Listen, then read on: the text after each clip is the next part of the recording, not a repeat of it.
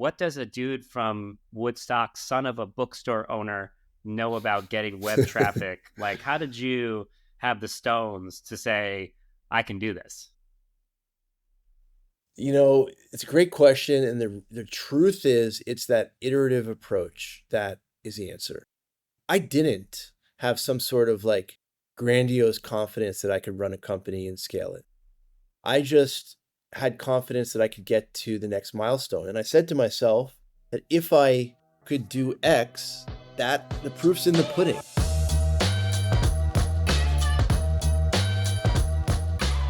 All right. We are live with another amazing episode of What Worked. Mike and I are thrilled to be joined by, I don't know, when do you start calling yourself a successful entrepreneur, Ryan? Is it when you sell your first venture? Is that kind of the I'll line? let you I'll let you I'll let you know. I'll let you know when that happens. I think if you're a true entrepreneur, you probably always feel like a little bit of a chip on your shoulder. Like you're like, I still haven't made it. But to us, Ryan has definitely made it. I want to introduce Ryan from Inhouse, his latest venture, which he'll talk about here shortly. But Ryan, if you don't mind introducing yourself to the What Worked podcast audience. Thank you for having me, Tyler and Mike. So I founded a company called Where2, and before that, Where4, and I was a corporate lawyer before that. I could give you like a brief kind of history of how I sold both those companies. I can give you a quick rundown of those three legs of my journey. When I was a lawyer, I worked at a big law firm and always wanted there to be a budget-based search engine. So I built as a side project a company called where4.com, which allowed you to put in your budget and it would show you where you could travel for that much money. So it was just a side project that I did alongside my career as a seventh year attorney at a law firm. We got millions of users a week from that product after launching as a side project. We got a phone call from a Fortune 10 company executive that wanted me to build a business travel platform because she was so enamored by what we did in the consumer travel that she wanted something that would work for large international companies. Totally different product, but she thought if I could do something innovative in the consumer space, I could do even better in the business travel space. So that was Where2, my second company. That one I raised about 12 million in venture capital for. Scaled it. We reached about $80 million in revenue and in sales going through the platform by 2019 and sold it to Flight Center Travel Group in 2020. Flight Center Travel was a 17,000 person travel conglomerate with like 60 offices. Stayed on for 3 years as part of the earn-out situation, and then left this last year to go back to square one, build my new startup. Yeah, and you kind of yada yada over the fact that you dealt with a global pandemic and you had a And travel company. while you were working in the travel space. Yeah. Right. So That's a big part of the pretty story. big deal. I'll also highlight, obviously, I've read up on you, Ryan, and your success. And there's one thing in particular that I would love for you to talk about because I think it's very relevant to anyone out there that has a business idea. I thought that you did an expert job in testing your idea, right? So as you initially had the idea for Wherefore, and you were thinking about, I think the common path is most people think they need to go and they need to build it and then see if people are going to actually use it. But you didn't do that. I feel like you were very wise with your time and your money. Yeah, I mean, just because you care about something doesn't mean other people will. So first thing you do when you have an idea that you're passionate about is test it like an experiment. So, and you don't need a lot of money to do it. You run into a lot of people that like, I just need $25,000 to do my idea. And you don't. You typically need either zero or maybe a few $100s. So we built a landing page to test my hypothesis. My hypothesis was that people would want to book by budget, set a destination. You could say anyone, Expedia, all the websites work the same. You put in a destination to figure out how much flights and hotels cost. But I figured there was a lot of people like me that had a very limited budget, but wanted to go as far as they could. So before building it and raising real proper money for it, we just built a landing page where you put in your budget and the dates, and you, of course, provide your email. on the next page, just say thank you for registering. We started to build a large, pre-sales list by building that list and validating that lots of people wanted there to exist as product. I can't emphasize this enough. I love the way in which you approach that.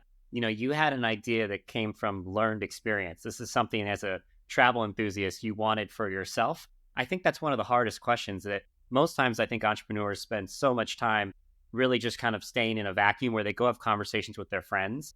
That's the validation they do. But one of the most incredible tools that's available to every entrepreneur or aspiring entrepreneur is pretty much anybody can, put ads on Meta, right? Facebook and Instagram, and just see, will people actually click? Will they actually give their information up for access to this thing? So I thought that was really cool. The ads are great for that. And then AI has even made it cheaper and easier than when I did this 12 years ago. Like AI can now build a website, can build a landing page, can build ads for you. So it's never been cheaper and easier to test your ideas. Yeah, knowing a little bit about you and really where you sort of got the bug, I feel like you were, even, is it safe to say, even during law school, you were kind of always thinking you'd eventually build your own company? I mean, as I know a little bit more about your story, did you kind of always want to be an entrepreneur? I always wanted to be a lawyer. It just drove me from like being a little kid I wanted to be. But at the same time, I always loved technology. I built a website for my dad for his bookstore when I was in like junior high school, the late 90s. And then I applied for a patent when I was in high school in the aeronautical space. So I've loved tech. I just like kind of would, I was a nerd. I'd go home, instead of sports, I'd go home and like tinker with technology. But my career path was always to be a lawyer. And I'm very fortunate that I was able to leave the one that was, less good of a fit on me and take the one that, took me to where I am. I know you're from New York. Tyler's from the East Coast too. I am as well. But the three of us all went to USC. I feel like that's, for me at least, it was kind of a random college choice. Right And people on, always baby. wonder like why I did that. To me, you sound like you were like a unique kid. You had a patent. You applied for a patent when you were a teenager. That sort of thing. So then you probably had some rhyme or reason around going to USC. I don't know. Did you? I'm curious what brought you to Los Angeles. And when you talk about New York, let's clarify. This is not New York City. You're from Woodstock, which, I mean, Ryan, you're the first person I've met from Woodstock. Yeah, well, the town sign of 3,000 people had to be repainted when I left. So it's not surprising. It's not surprising. Quick edit. that I'm the first. Yeah, I'm from Woodstock, New York. Small hippie town that at the time I felt terrible living in, but in retrospect, it was a nice kind of liberal, diverse, interesting place. I went to USC because I got a full scholarship there. I visited the campus and it was just gorgeous, everything about it. Yeah, simple as that. I have similar reasons. I think to be honest, it was the campus visit that sealed the deal for me. But my interest was just like the flashiness and the flair of Los Angeles. And I think when, on TV, there's a lot of reality shows that were taking place in LA at the time. And I'm from Florida, South Florida. And so that like Hollywood definitely drew me. And then I saw the campus and was just sold on the college experience at SC. Yeah, campus does it.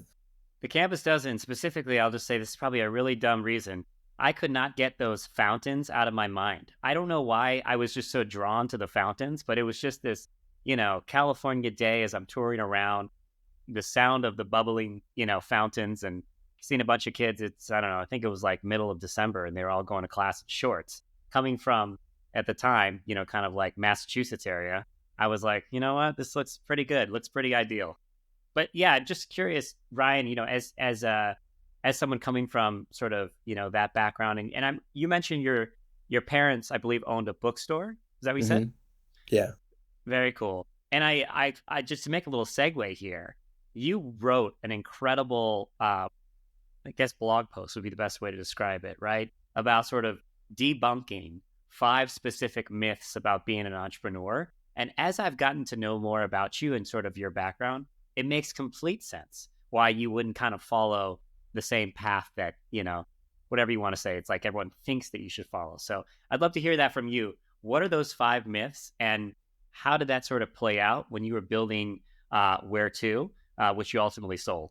I'll try to remember as many as I can and describe how I came to them.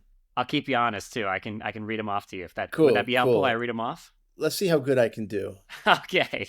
So the first myth that I like to bust is the worst one is to keep your idea secret. You meet so many people who have a great idea and they like don't want to tell anybody because they're afraid someone's going to steal it. And it is just the furthest thing from the truth. To be a great entrepreneur, you need to come up with a great idea every single week for 5 years. So your first idea is not going to be what makes you successful. It's going to be execution. So I told everybody, my first company was where4.com. The idea started like 10 years earlier when I was at USC, and I told everybody, I told like probably over 1,000 people the idea while I was like, ended up going to law school and becoming a lawyer and going that route. I just couldn't get it out of my head. So I told everyone. And then over, course of time, those people became my employees and my investors. And, a lot of the things good that happened came from me putting it out there instead of like hoarding it. So definitely myth number one to bust is do not conceal your idea. Number two, should I try to guess the second one? Yes, and I'll give you a hint. It's very much in line with the ideas piece, which I couldn't agree more about. We've all had that friend who's like, "Hey, dude, I want to tell you about this startup idea I have, but I want you to sign an NDA." And I'm always like, "Dude, as a founder, you don't need to do this." But Right, right. yeah, it's right in line. Number two is right in line with ideas. Yeah, yeah. The second one is that the idea that your idea has to be perfect is absolutely a myth. Like your idea just has to be something you're passionate about to get you going. The thing with Wherefore was that I asked a bunch of really smart people for feedback on it, and often like experts, and they gave me all the reasons why it wouldn't work. And each time I heard one of those experts speak on it, it literally set me back like a year or two because I'd bury it deeper inside myself and I'd go and do my law career. In retrospect, like we just got around each of those problems. And the problem with asking experts for feedback on your idea is like they're just they're calloused. Like all they know is like the bad part. And it's of course helpful to know that stuff so that you can work around it, but it's not something to bury. It's not a good reason to bury your ideas because you hear some experts say it's shitty. Yeah, that feedback, the like receiving so much feedback on your idea can be pretty painful, and it's definitely changed. And I didn't realize that I was oftentimes a person before trying to start a business. I was oftentimes a person sharing my feedback and trying to poke holes in other people's ideas. That's kind of how I was trained with like my past line of work. And as like whether you're like underwriting a deal or you're trying to like find solve some challenges as a consultant when I was a consultant. But now on the other side of the table, I'm very mindful of like not trying to do the same thing, because like I know how like just emotionally taxing that can be when you are just faced with the million things that can go wrong. As a kind of entrepreneur, you know there are a million things that can go wrong. You don't necessarily need to be reminded about it all the time by other people. Yeah. That's right. I thought that was one of the most honest parts about your post, Ryan, that I think a lot of people don't share because, for many reasons, ego or whatever it is. But we've all had that experience. I know I have, where I've shared an idea or I've talked about our business, Higher Frame, with somebody, and it's kind of funny. Sometimes the cuts that cut the deepest come from people that aren't even really qualified to give that type of feedback. But there's just something about it. And I really appreciated the fact that you said you literally lost a year because, you got this feedback and you kind of thought, I don't know, I'm putting words into your mouth here, but kind of what's the point? And I like the words you used as well. I'm pointing to my hands. You talked about, calluses, right? Being calloused, right? And I can say that as a founder, when someone talks to me about their idea, I'm definitely biased in the sense that I'm oftentimes thinking about the pain points of my business. And that comes out very much in the way that it's the filter that I view any business, where I'll talk about things, like, have you even thought about what's your distribution strategy? And that's because I'm trying to figure out what my business's distribution strategy is. So all this is very, it resonates a lot. It came to me through a lot of pain and time delay. So if I could help anybody avoid it, I'm happy about that. Another myth that I'd like to bust wide open is that startups require that you drop out of something. Like we have this concept, typically from like Hollywood, that you have to drop out of Harvard, Stanford, or your career to build your concept, your company. I think that was more true in like the 70s and 80s. Like you picture Steve Jobs, like, you know, tinkering in his garage. But as products have become cheaper and cheaper to build, it's more and more of an opportunity to make it a side project, which really de-risks it. So my recommendation, strong recommendation, is for people to, unless you can afford it, is for people to do the thing that makes money. For me, it was being a lawyer. For other people, it might be an accountant or a consultant, and make it your side project to validate your idea. And only when it reaches a certain threshold of success is it de-risked enough for you to leave. So the way I did that was, I mentioned the landing page. So that was like step one. And then I raised about $50,000 from my boss. He was an interesting, even though he's a lawyer, one of these rare lawyers that, would be willing to take risks and understood business. So he invested $50,000. I still made it a side project, got millions of users using the product, used that money to actually build the thing, $50,000, and get some ads, got traffic, got 1 million users a week on the product, used that to raise a couple $1 million. We got, Rob Dyrdek was one of our first investors, and a few others in LA. And only at that point, where I had like maybe I think $2 million in the bank, did I quit being a lawyer. And the beauty of that is I was able to pay myself pretty much the same salary as I was making as a lawyer. I think that's the best path to do it, is make your idea a side project, determine for yourself what success has to look like, and only when it reaches that threshold do you quit what you were originally doing. Yeah, and I want to, and obviously I'm teeing you up here for the next one, but I can't help but, give you the devil's advocate here. Is when it comes to, starting anything, I think most people, especially at where you were at in life, so you were a lawyer and you were working on this as a side hustle. Were you married at the time? It's obviously a personal question, but not No. married. Okay, that is a little bit helpful. But I just think about, you're in a very established career, making I imagine a pretty good salary. But there's a lot of fears naturally people have when they think about starting a company. The common thing that I hear everyone always say is they say, I didn't pay myself anything for 3 years. Or people say 6 years. And as someone with a mortgage, 2 kids, if I were to do it all over again, that scares the shit out of me. So I don't know. What do you say to that? I think that that's treated like a badge of honor that's worn by trust fund babies that actually is meaningless for. This is like a mistake I think investor VCs make, is like they think that the person who dropped out of that successful career has de-risked the investment for them because their conviction is so high. But how different are the thresholds for someone that doesn't have savings versus someone that does? So that badge of honor is bullshit. That I think if you can do it, more power to you. But if you can't, it shouldn't stop you from pursuing your dream. What did having that salary mean to you?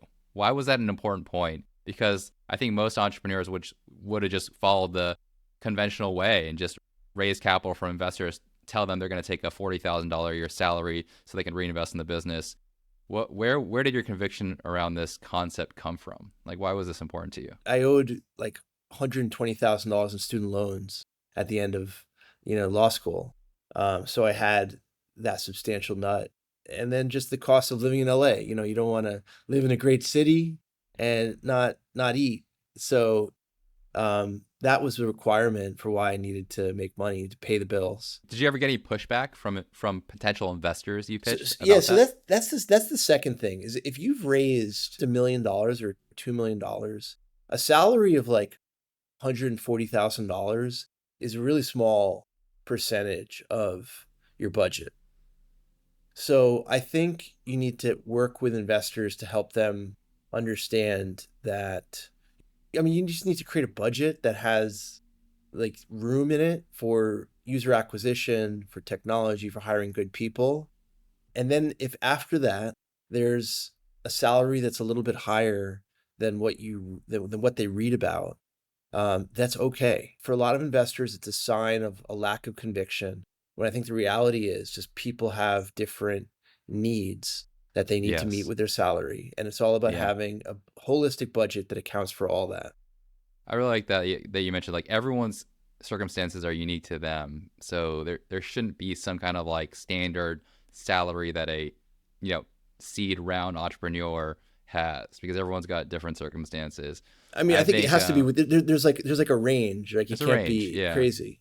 Yeah, you can't. Yes, exactly. And there's a benefit to I think from the investor standpoint to have a founder who's focused on the growing the business and not worrying Yeah, about that student loan, Fannie Mae, Right, knocking on right, the right, door right. looking for interest totally. payments. So That's right. In fact, when you raise a Series B, back when I was doing it, and today I think it's even if you raise a Series A lot of investors will encourage the founder to take some money off the table, to sell a little bit of their equity on the secondary market so that they don't feel pressure to sell the company for, a non-spectacular amount.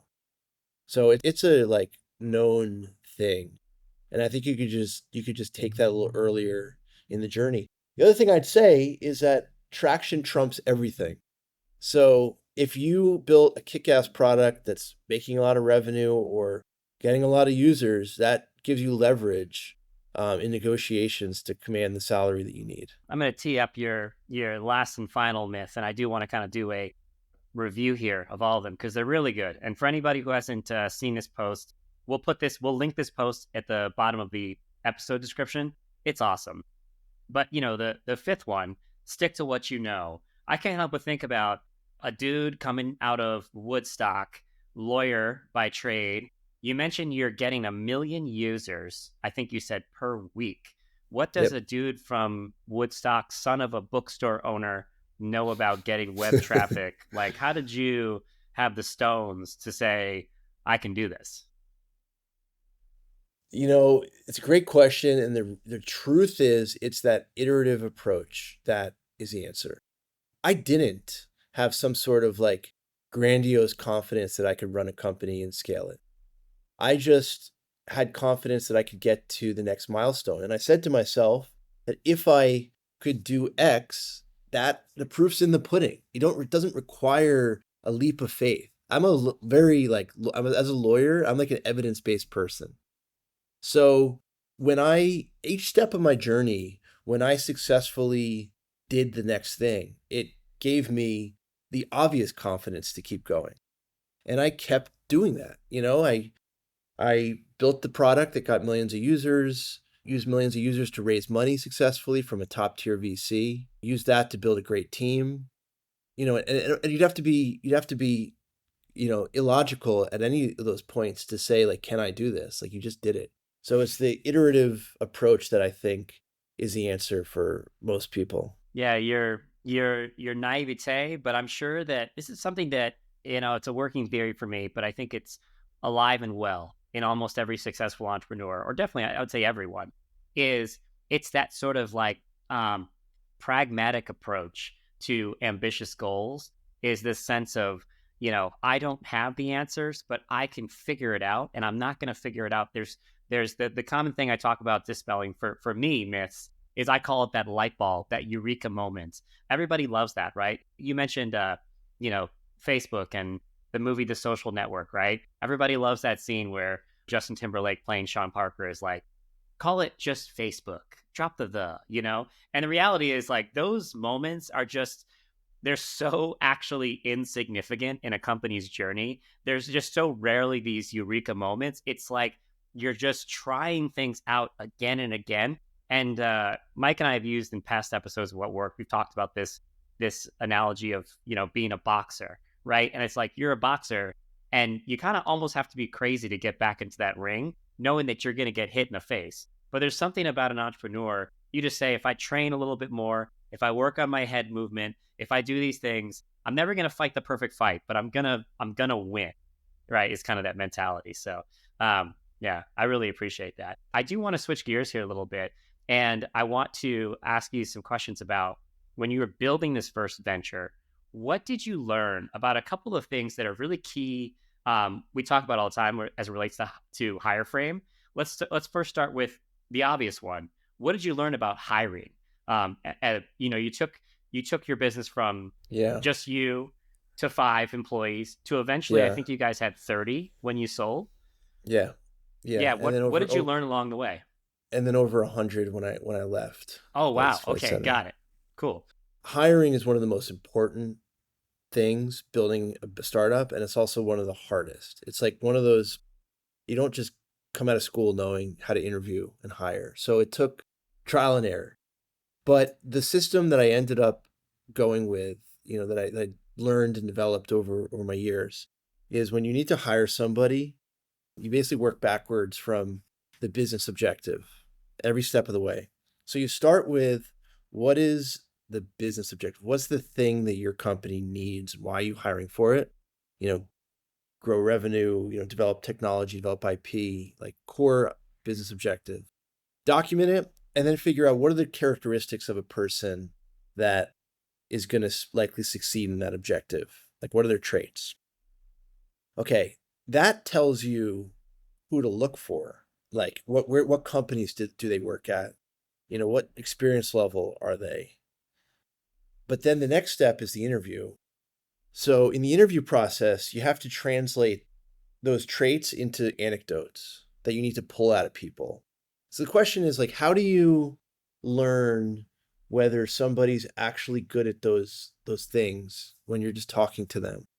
And the only way to do that in an interview is to get them to talk about, situations that are like the things you're going to do. So it's like, tell me about a time. So you take those characteristics and you're like, okay, tell me about a time that you had to overcome this challenge. Each of those traits should have one or two like stories that you hear that communicate, that will tell you whether that person actually has experience or not.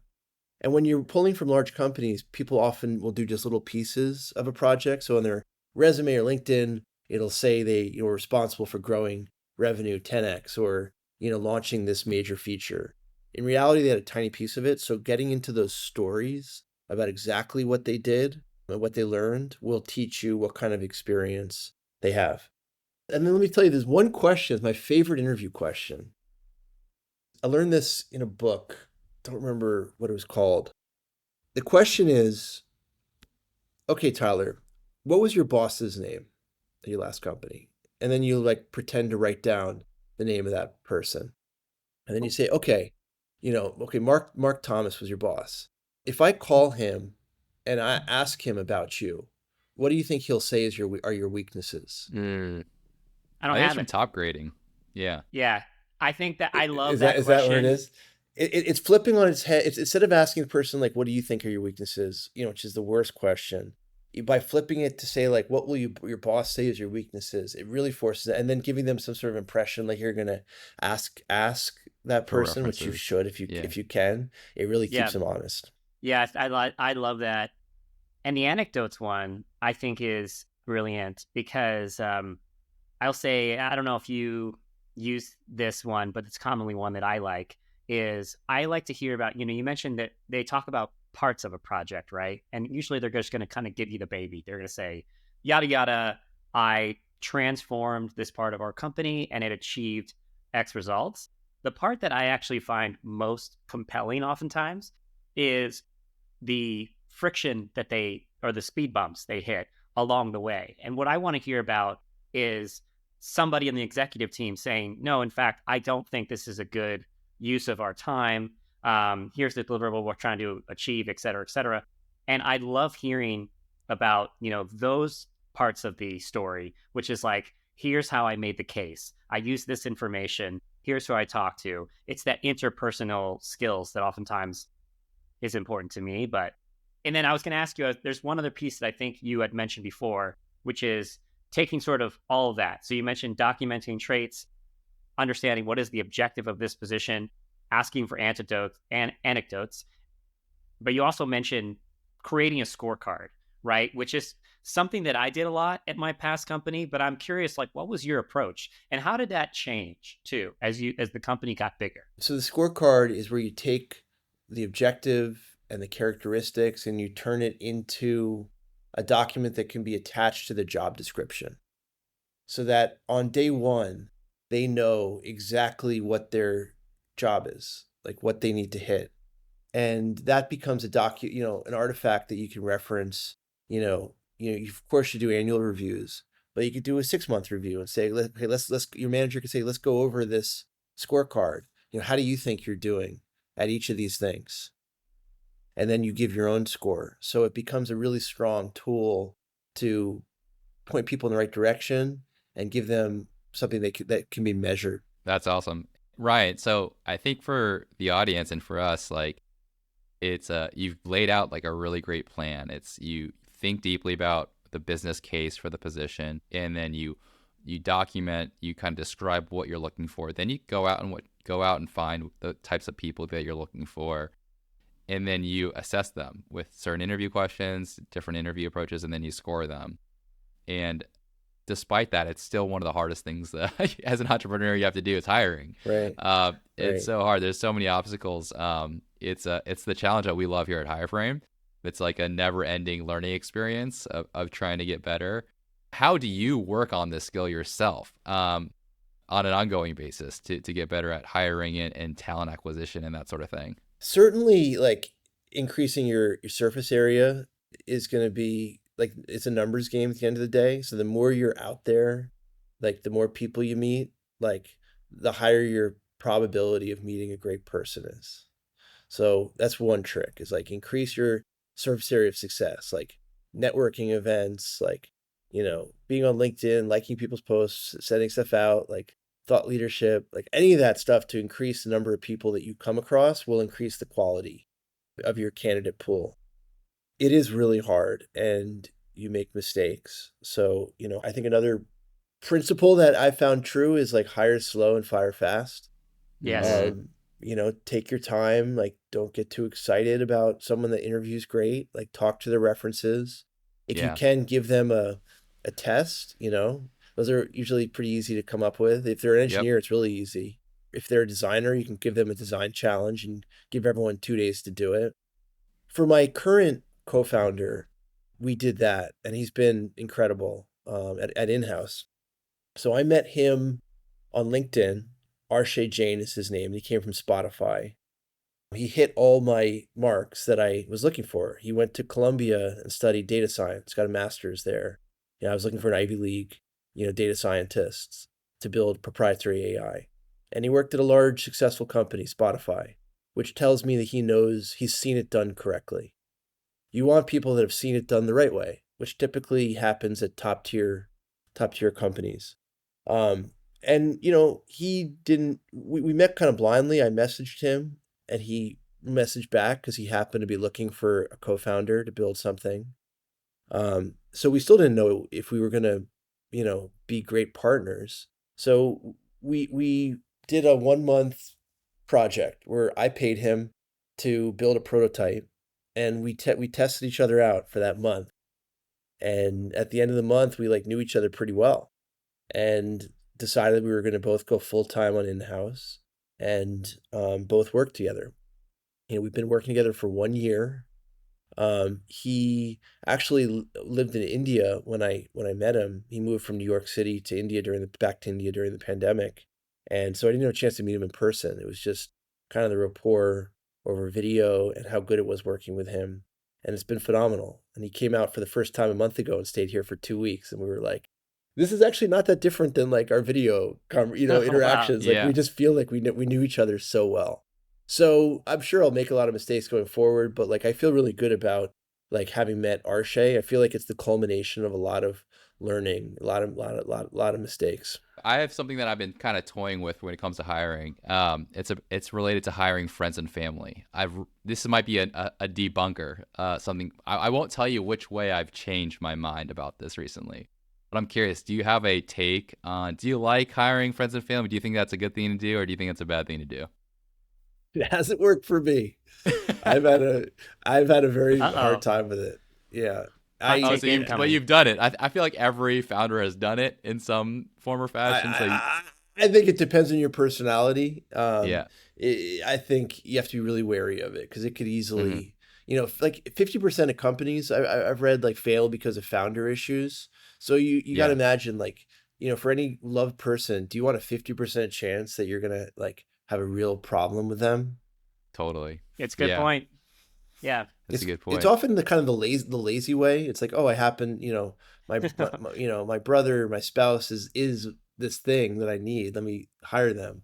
This is But Yeah, teeing obviously, Mike there's a up lot of for people. yeah. an epic hot take here. So, Mike, Yeah, you got to give I've your hot recently take now. changed my mind about this, Ryan. I was hard no on hiring friends and family for a long time just because it's conventional. I think it's conventional wisdom that people kind of like more experienced entrepreneurs like yourself tell less experienced entrepreneurs like me from your battle wounds. I think what I've learned about hiring friends and family, just people that are close to you, where there is a lot of risk, right? There's like personal relationship risk. The benefits are there's a lot of pre-existing trust in that relationship. Like you kind of already know the person versus like doing your best to get to know someone in a 2 interview process or even a 1 month kind of practice working session. So you know the person, you know like their character, I think first and foremost, and then you know about their skills and abilities too. How I try to mitigate the risk these days when we do explore hiring someone we already know is it's all about, it comes down to expectation setting. I think setting very very clear expectations and also just being very thoughtful and careful about, hey, like when this, if this doesn't work, because there's a likelihood that this doesn't work, like what does that look like, and having like an open dialogue about that. That at least helps mitigate some of those things. Luckily we haven't had a huge blow up and this hasn't like come back to bite us in the butt yet. I'm sure it will at some Stay point in tuned. our, if we're around long enough it will happen. So Yeah. Yeah. I hope it Yeah. does happen in that sense. But I'll keep you posted, Ryan, if I change my mind back to the I, camp. I, I will add some very specific though. I'll refine kind of, obviously I'm a very, aware of Mike's stance on this. And I will say there's definitely some important details here, which is, of course, we're hiring, it's got to be merit based, right? So I do have a lot of friends that, have hit me up over time about, they say, hey man, I just want to work with you. And it's a lot of people that I've met, their friends from past jobs, right? Which is very normal. And they definitely know the space. But I'm not extending that opportunity to anyone who is not, fit for the roles that we need at Higher Frame. And that's half the battle. I don't know if that's something that you experience, Ryan, but a lot of it with, I think, founder hiring stuff, it actually starts with what do you actually need? That's one of the most common things. There's like this shiny object syndrome where you're like, classic examples like, I just listened to a podcast on AI in recruitment. Mike, we need someone to just do AI building here or whatever it is, right? And there's so much work that goes into really understanding what your core objectives are, your key objectives are for that year. And to your point, Ryan, to kind of bring it back full circle, you have to ID those as part of, attach it with the scorecard. It has to be directly tied to this role that you're hiring for. And the other thing I'll say too, just to kind of give an important clarification on Higher Frames stance on friends and family, is really where we've seen the benefit. And I think this is two different things, is that ultimately Higher Frame is a service company. And I think that there's a very distinct profile of person that again, to bring it back to Ryan, your thoughts around hiring, anecdotes and that sort of thing, is that there's specific life skills that people that are successful in service companies have that I think are a little bit different than, a company where you have like a product. And a lot of our challenge is figuring out who those people are. And I think that friends and family are actually like a nice little filter for us. It's like, hey, this is a known person that we know they excel in these key traits that we know are critical to doing a good job here. So anyway, that's why it's still a hot take nonetheless. Nepotism is alive and well at Higher Frame. No, it's not. But yeah, I was going to switch gears here a little bit because I want to give some attention to what you're building today in-house. And would love to hear, I mean, Ryan, I'll say as Higher Frame's unofficial chief legal officer, a title which I would love to give up, to be honest with you.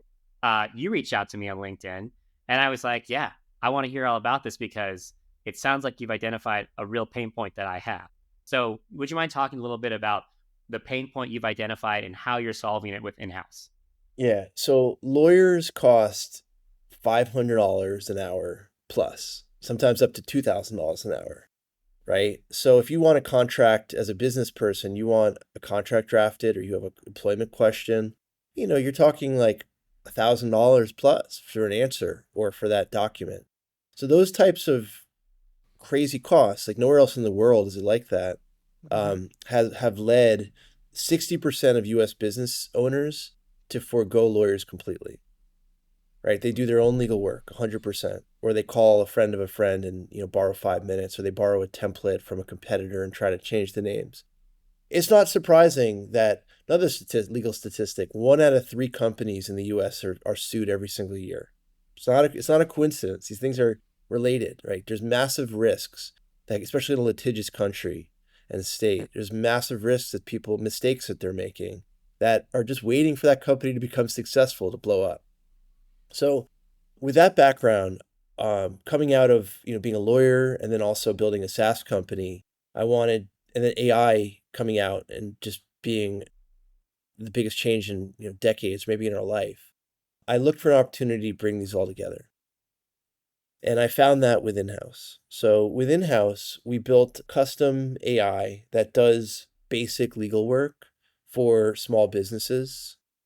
And then because it's not 100% reliable, and because the law still prohibits AI from being a lawyer, from being presented as a lawyer, we loop in real lawyers in the process to oversee the work product. So Inhouse is a in-house counsel for small businesses. It costs up to $150 a month for unlimited legal work, for the AI to draft bespoke contracts, review and mark up agreements. You get notes you get a red line from your customer or competitor. You could upload it to Inhouse and get instant feedback on how it compares to industry standards and what are some reasonable suggestions to make. Or you can ask your legal questions. And for that price, like I said, it includes a lawyer that looks at everything and checks it and gives you a green light or a yellow light or red light to tell you whether it's how reliable it is. Inhouse.so or inhouse.app is the domain we just purchased. We've had about 650 businesses use it over the last in our beta phase, and we're launching our full version this month. Yeah, and I would just say that as a user, this is a PSA to anybody else out there who is similar to Hire Frame. You're a small business that has dreams and aspirations of becoming a big business. In my opinion, the attorney model is just kind of broken.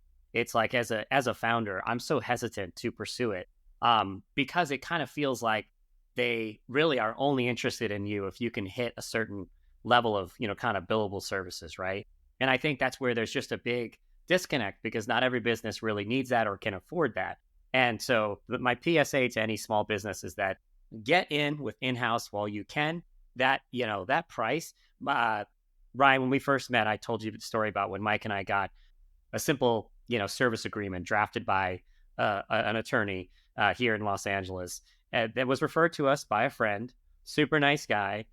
It cost, I think, $4,000, and we effectively threw it in the trash. It was just such garbage. And the guy even admitted to Mike, he said, "Yeah, I kind of downloaded a template off of online, off of some service that he paid for," which made us feel great about the $4,000. So, $150 is nothing when you think about having, that type of access and having something that is specifically built. Because I do feel like a lot of people are doing this today, just with ChatGPT, kind of, and they're like learning on their own.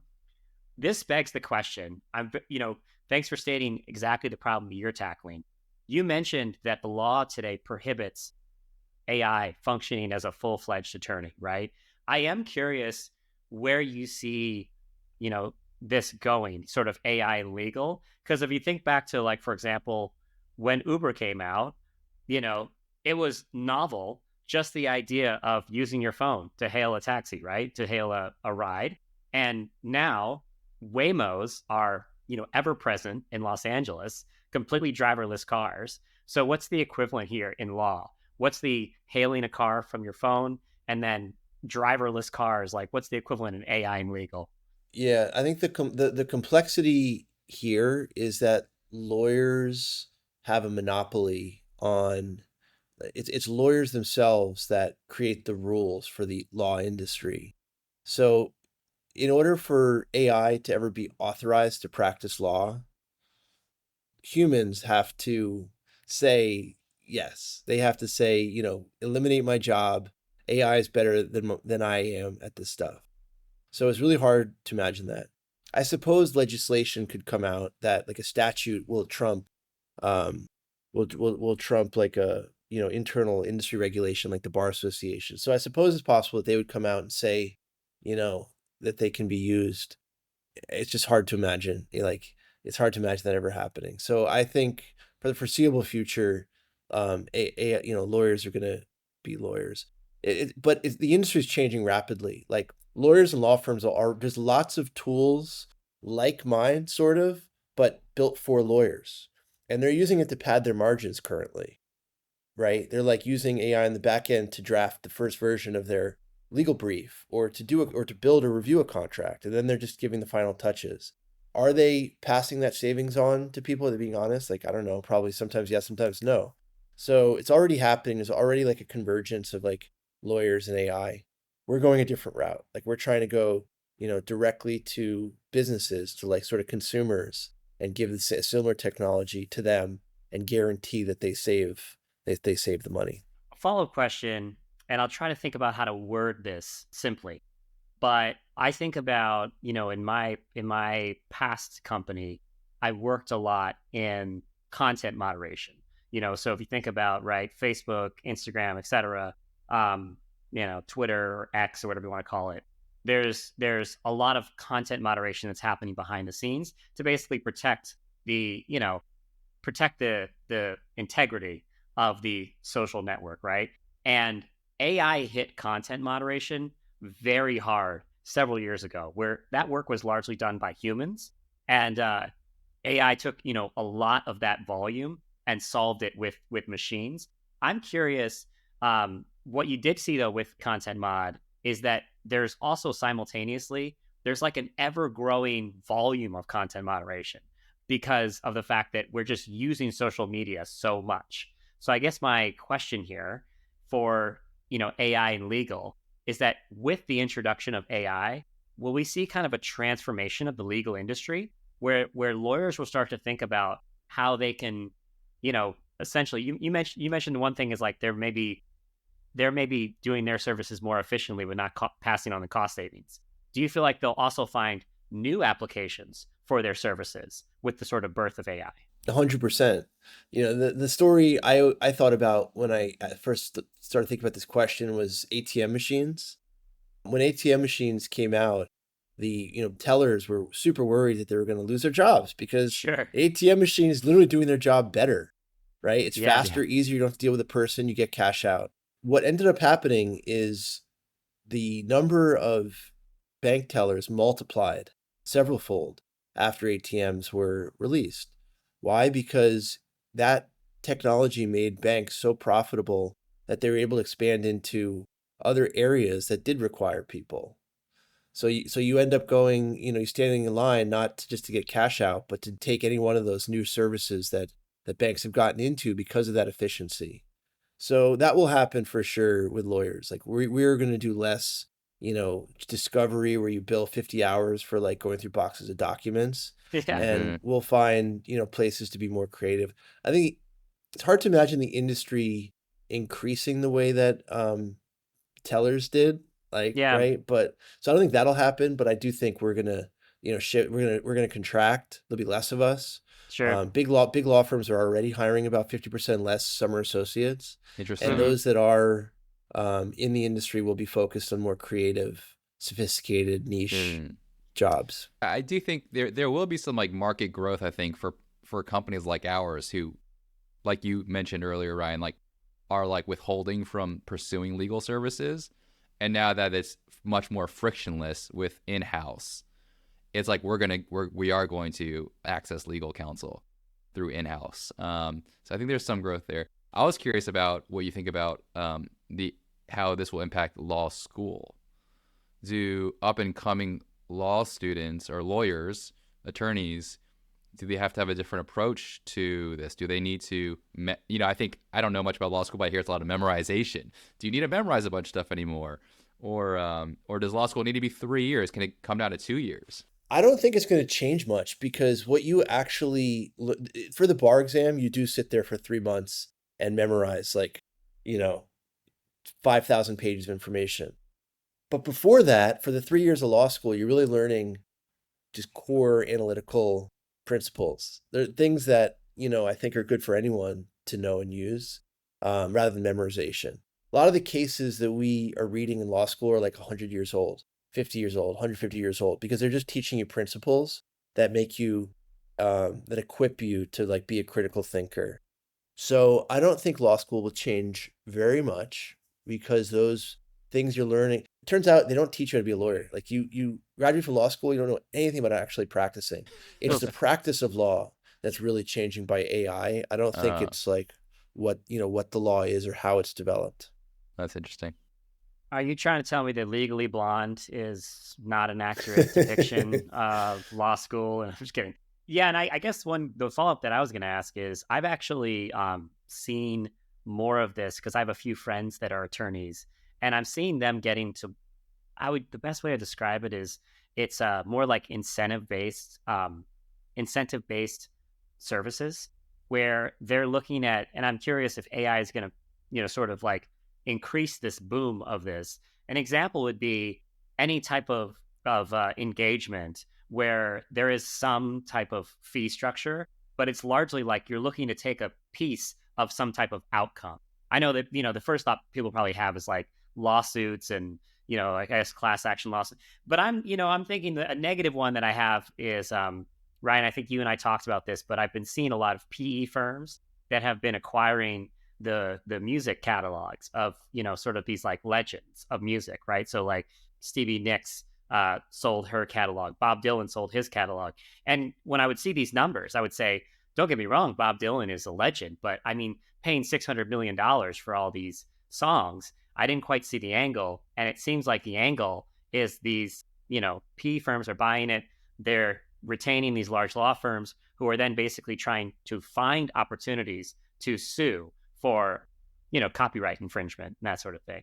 So I don't know if like you feel like AI is going to increase that because you could kind of be more entrepreneurial about the pursuits you take because it's being done in a cheaper way. Yeah, it's an interesting idea. It's hard to imagine. I didn't like where is the copyright infringement happening these days? Like it's like I feel like Spotify and Apple have made it so cheap and easy to buy it.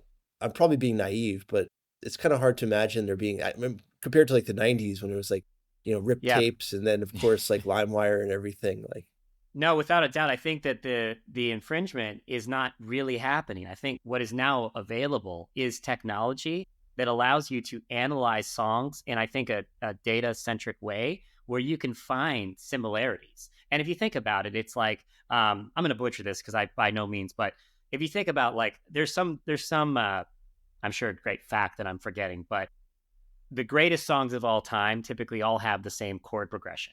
Like Dust in the Wind is the same chord progression as, I'm sure I'm going to goof this, but many other songs. And so that's kind of the notion, is that the technology can allow you to say, hey, that latest song by, God, I want to say Nelly. Nelly is on my brain. Let's think of a more recent artist, but whoever, right? Latest song by, Rihanna, right? That they could find like this little similarity to sue by. So I don't think the infringement is happening, but I think that people are exploring these legal yeah, gaps, if you will, yeah, it's opportunities. interesting. Yeah. Yeah. Anyway, that's my side tangent. But I do want to take this opportunity to sort of wrap up because we've taken a lot of your time, Ryan, and this has been amazing. Can't stress this enough. Anybody who's listening, please do read his blog post. And then Ryan, I got to ask you, um, how do you want people to reach out to you? How do you want them to sign up for Inhouse, hopefully? And what are some things that you like to talk about with people? You mentioned you're an avid LinkedIn network person. I got to know you through LinkedIn. What do you want people to find you about? Yeah, thanks for asking all that. The website is inhouse.app. The blog is ryanwenger.com. It's just my name.com, where it has that post that takes you through stuff. With Inhouse, we actually have a free tier to start with. So companies or people that have very infrequent legal needs, we want them to still use it, try it out. So you could actually, use it to periodically generate contracts, review stuff, or answer questions for free. So I encourage anyone to try it out. You can reach out to me in my email address, ryan@inhouse.app.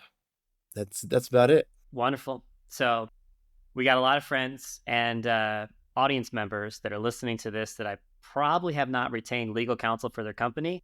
So I'm just going to say it bluntly, you'd be stupid, just plain dumb to not at least try out the free version and give Ryan some feedback. And then also check out the blog post. But thank you, Ryan, so much for being on What Worked. And we're very excited to see the new version of Inhouse that's going to be coming out shortly. Awesome. Thanks Thanks for having me, guys. A lot of fun.